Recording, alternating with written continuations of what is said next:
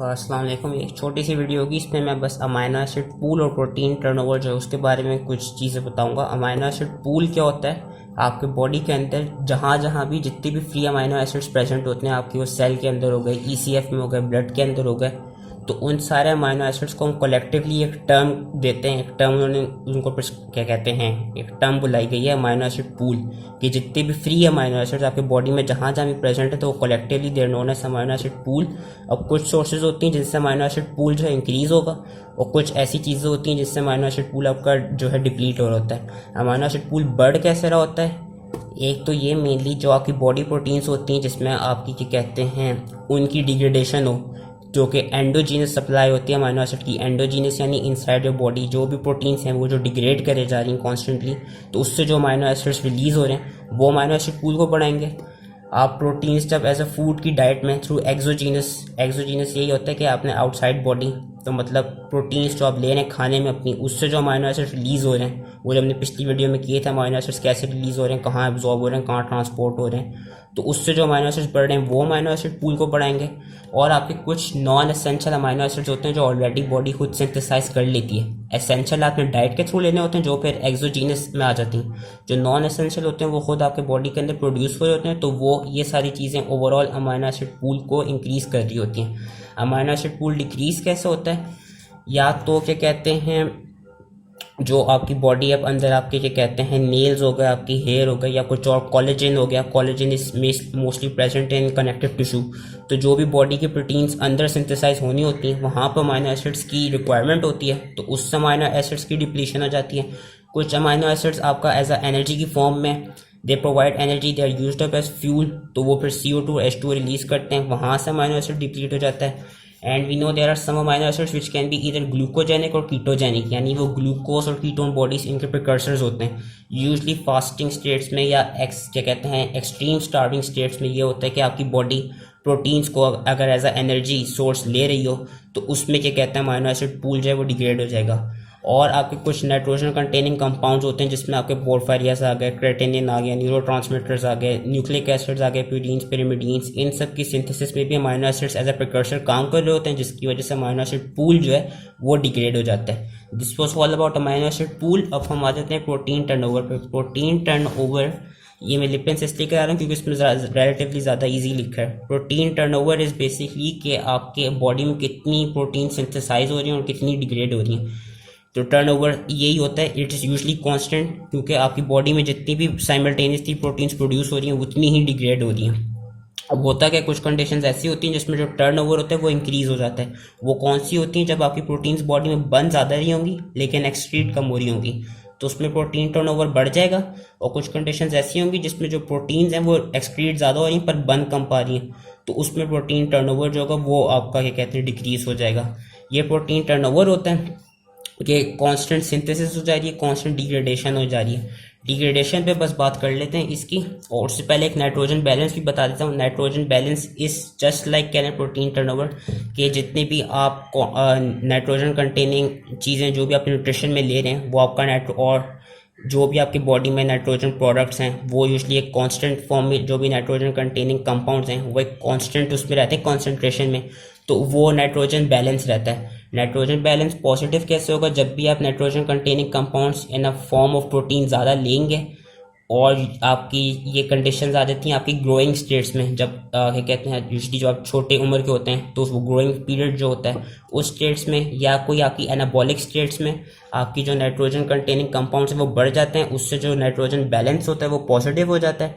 Negative nitrogen balance कैसे होता है? आपकी कैटाबॉलिक स्टेट्स में, आपकी स्टार्वेशन की स्टेट्स में, फास्टिंग की स्टेट्स में जब प्रोटीन जो है वो एज अ एनर्जी की फॉर्म पे यूज़ हो रही हैं और डिग्रेड हो रही हैं, तो उससे जो नाइट्रोजन के कंपाउंड्स हैं और बाकी आपके कुछ नाइट्रोजन कंपाउंड जैसे क्रेटिनिन, यूरिया, यूरिक एसिड वगैरह हो गए, ये जब एक्सक्रीड हो जाते हैं बॉडी से, तो उस स्टेजेस में जो आपका नाइट्रोजन की वो होती हैं कॉन्सेंट्रेशन होती है उन कंपाउंड्स की, वो डिक्रीज हो जाता है। अगर वो ज़्यादा हो गई तो उससे जो नाइट्रोजन बैलेंस होगा वो नेगेटिव हो जाएगा। ये नाइट्रोजन बैलेंस की बात थी। प्रोटीन टर्नओवर में सिंथेसाइज तुम्हें पता है कि कैसे हो रही है, एंडोजीनसली आपकी प्रोटीन्स कुछ हो रही हैं, कुछ अमाइनो एसिड से किस तरह ये कहते हैं एक्सोजीनसली कैसे हो रही हैं और कौन कौन सी हो रही हैं, तो मैंने बता दी। प्रोटीन के डिग्रेडेशन में आ जाते हैं। There are two types of degradation, एक तो ATP डिपेंडेंट और एक है ATP इंडिपेंडेंट। एटीपी डिपेंडेंट तो ये है यूबिक्विटिन प्रोटियोसोम सिस्टम, ये मैं अभी समझाता हूँ। उससे पहले मैं एटीपी इंडिपेंडेंट बताता हूँ, जिसमें एटीपी की रिक्वायरमेंट नहीं होती, वो आपका क्या कहते हैं थ्रू लाइसोसोम्स होती है। और जो एटीपी इंडिपेंडेंट होती है उसमें खास बात ये होती है कि वो कोई सेलेक्टिव प्रोटीन्स नहीं करता यूज़, कोई भी रैंडम प्रोटीन्स जो आपको क्या कहते हैं उनकी डिग्रेडेशन चाहिए होगी वो थ्रू लाइसोसोम हो जाएगी। उसमें होगा क्या, अगर कोई सेल के अंदर इंट्रासेलुलर कोई डाइजेशन हो रही है through lysosomes by the action of enzyme acid hydrolase, तो वो भी उसी में ही आएगी एटीपी इंडिपेंडेंट में।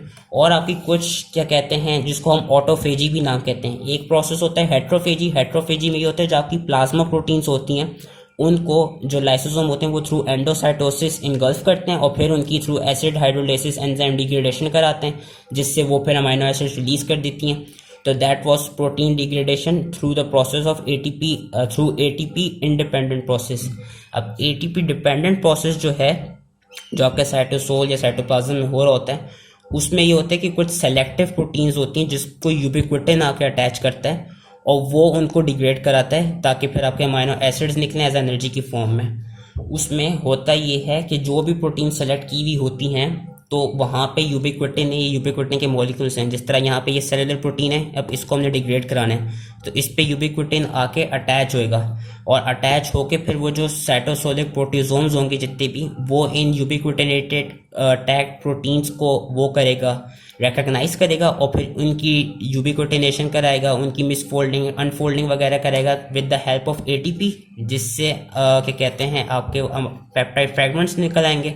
अब जो पेप्टाइड फ्रेगमेंट्स निकल आएंगे उनमें प्रोटीएसिस एंजाइम्स आएंगे, वो उन पे ऐड करेंगे और अमाइनो एसिड्स बना देंगे। और जो यूबिक्विटिन होगा उसने रिसाइकल हो जाना है हर हाल में, यूबिक्विटिन ने कभी भी यूज्ड अप नहीं होना, यूबिक्विटिन ने रिसाइकल्ड हो जाना है। तो यूबिक्विटिन जब अटैच हो रहा होता है वहाँ पे, अब अटैच थ्रू जब एंजाइम हो रहा होता है वहाँ पे 3 एंजाइम्स आपके होते हैं जो क्या कहते हैं काम करते हैं। एंजाइम 1 जो कि एक्टिवेटिंग एंजाइम होता है, यूबिक्विटिन को एक्टिवेट कराएगा। एंजाइम 2 जो कि कॉन्जुगेटिंग एंजाइम होता है और एक एंजाइम 3 जो कि यूबिक्विटिन को इससे जब अटैच करा रहा होता है उसकी लाइगेशन करा रहा होता है, जिसको हम लाइगेस कहते हैं। और यूबिक्विटिन की अटैचमेंट होती कैसे है, यूबिक्विटिन के, क्योंकि हमें पता है जो आपका पेप्टाइड बॉन्ड जो भी बनता है वो भी कार्बोक्सिलिक ग्रुप और अमाइनो ग्रुप उनके दरमियान बनता है। तो यूबिक्विटिन में एक ग्लाइसिन रेजिड्यू होता है, उसका जो कार्बोक्सिल टर्मिनल होता है वो जिस भी प्रोटीन की हमने डिग्रेडेशन करानी है उसके लाइसिन रेजिड्यू के अमाइनो टर्मिनल के साथ जाके अटैच करेगा। यूबिक्विटिन के ग्लाइसिन GLYCINE ग्लाइसिन वाले रेजिड्यू पे जो C टर्मिनल होगा, कार्बोक्सिल टर्मिनल होगा, वो जिस प्रोटीन की डिग्रेडेशन करानी है उस प्रोटीन के लाइसिन, यहाँ ग्लाइसिन नहीं यहाँ सिर्फ लाइसिन है, LYSINE, लाइसिन रेजिड्यू के अमाइनो टर्मिनल के साथ आके बॉन्ड बनाएगा और अटैच कर जाएगा। जब अटैच करेगा तो जो साइटोसोलिक प्रोटियोसोम्स होंगे वो इस यूबिक्विटिन क्या कहते हैं यूबिक्विटिन और प्रोटीन का जो कॉम्प्लेक्स बना हुआ है इसको रिकग्नाइज करेंगे। प्रोटियोसोम आके इनकी यूबिक्विटिनेशन कराएंगे, इनकी डिग्रेडेशन कराएंगे, मिसफोल्डिंग कराएंगे। इससे होगा ये जो डिग्रेडेशन मिसफोल्डिंग वगैरह हुई उससे वो प्रोटीन फ्रेगमेंट्स रिलीज हो गए और यूबिक्विटिन खुद भी रिलीज हो गया। यूबिक्विटिन अब रिसाइकिल कर देगा और यूबिक्विटिन वापस चला जाएगा जिस बाकी फर्दर सेलेक्टिव प्रोटीन्स को डिग्रेड करने। जो आपके फ्रेगमेंट्स होंगे वहाँ पे डिफरेंट प्रोटीएसेस आके अटैच होंगे, वहाँ पे अटैक करेंगे और वो फिर अमाइनो एसिड्स रिलीज कर देंगे। So that was all it, thank you.